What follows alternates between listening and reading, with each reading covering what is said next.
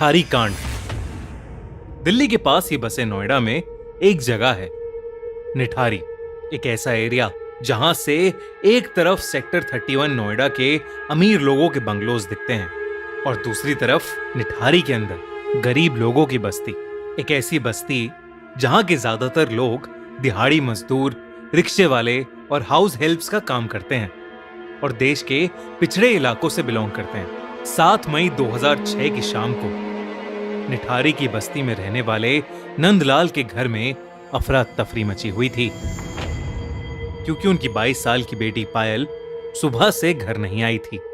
उसने अपने पिता से कहा था कि वो सेक्टर 31 की कोठी नंबर D5 में नौकरी के लिए जा रही है, पर जब से वो वहां गई थी उसका फोन स्विच ऑफ जा रहा था।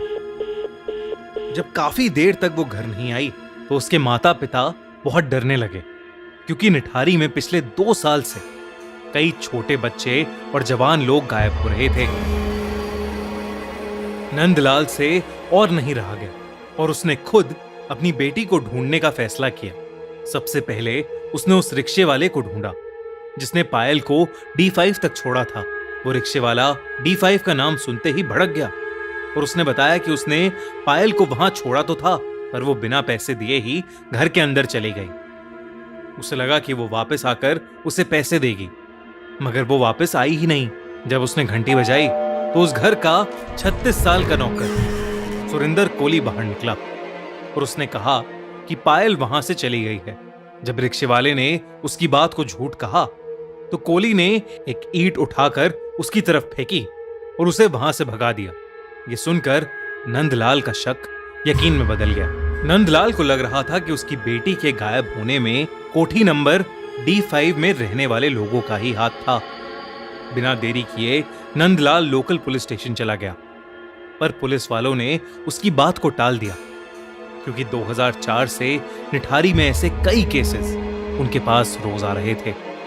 नंदलाल बहुत रिक्वेस्ट करने लगा, पर पुलिस ने उसको वहां से यह कहकर भगा दिया कि पायल किसी लड़के के साथ भाग गई होगी।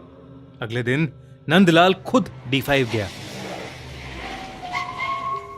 घर के अंदर से घर का मालिक 52 इयर्स यानी 52 साल का मनिंदर सिंह पंडेर बाहर आया, जिसने पायल को पहचानने से ही मना कर दिया। नंदलाल और उसकी बीवी पूरी तरह से टूट चुके थे, क्योंकि कोई भी उनकी मदद नहीं कर रहा था। वो दोनों पूरी रात बस रोते रहे और फिर नंदलाल ने डिसाइड किया कि चाहे कुछ भी हो जाए वो अपनी बेटी को ढूंढ कर ही रहेगा। उसके पास थोड़े पैसे जमा थे तो उसने एक वकील को हायर करके कोर्ट में अपील की। चीफ मजिस्ट्रेट ने उसका केस देखा और पुलिस को ऑर्डर किया कि वो उसकी FIR दर्ज करें और उस पर तुरंत एक्शन लें। पुलिस ने जब लापता बच्चों के बारे में आसपास के लोगों से पूछताछ की तो उन्हें यह पता चला कि निठारी के नाले पर 2 पुल के बीच में 100 मीटर के एरिया में ही वो सारे बच्चे और लोग जो लापता हुए हैं आखिरी बार वहीं देखे गए हैं। इन्हीं 2 पुल के बीच में नाले के पास एक वाटर टैंक भी था, जो कुछ गांव वालों के हिसाब से भूतिया था और उनका मानना था कि वहां पर एक भूत है जो बच्चों को मार देता है, इसलिए उस वाटर टैंक के नाले के आसपास कोई नहीं जाता था।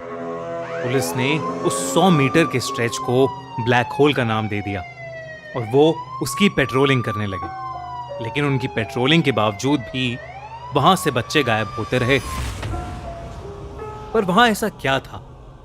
क्या सच में वहां कोई भूत था, या ये किसी गैंग या किसी सीरियल किलर का काम था?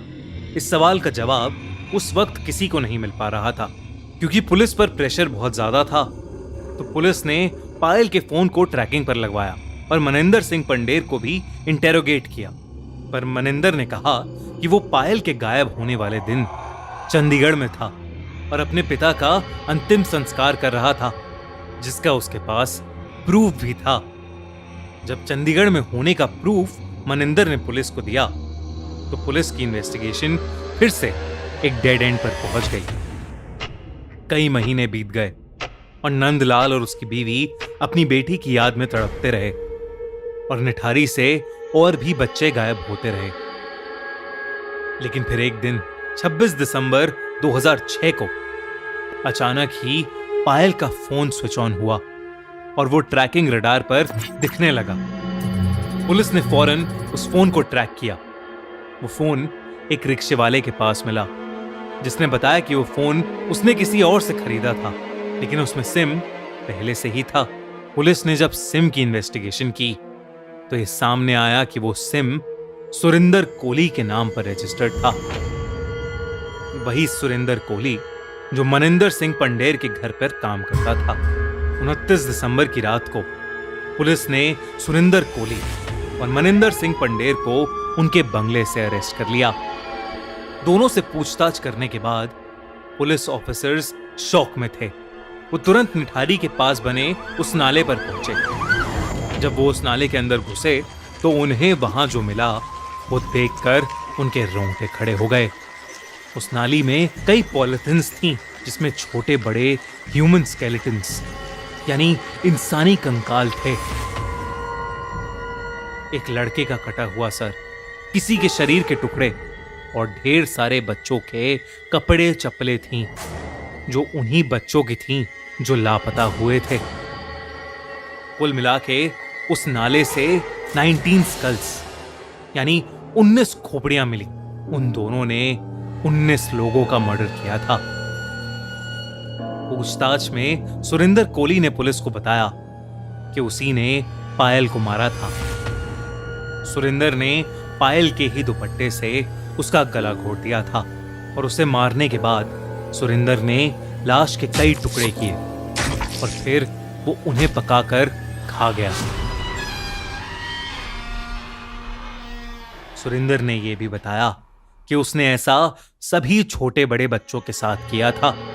जब सुरिंदर पर ढेर सारे साइकोलॉजिकल टेस्ट हुए तो उसने ये भी कबूला कि उसके सपने में एक सफेद बालों वाली साड़ी पहनी हुई एक औरत आती थी, जो लोगों को मारने तक उसके साथ ही रहती थी। जब मनिंदर सिंह पंडेर से इन सब के बारे में पूछा गया तो उसने ये कहा कि वो आधे से ज्यादा टाइम घर के बाहर रहता था और उसे इन सब के बारे में कुछ नहीं पता था।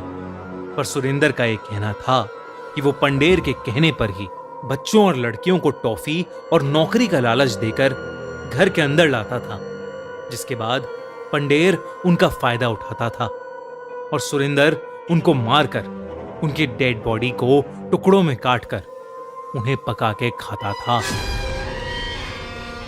यह केस इतना भयानक था कि फौरन सीबीआई को ट्रांसफर किया गया।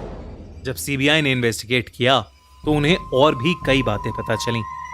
दोनों पर कई सारे केसेस चले और कई सालों तक चले, जिनके बाद उन दोनों को डेथ पेनल्टी यानी मौत की सजा सुनाई गई।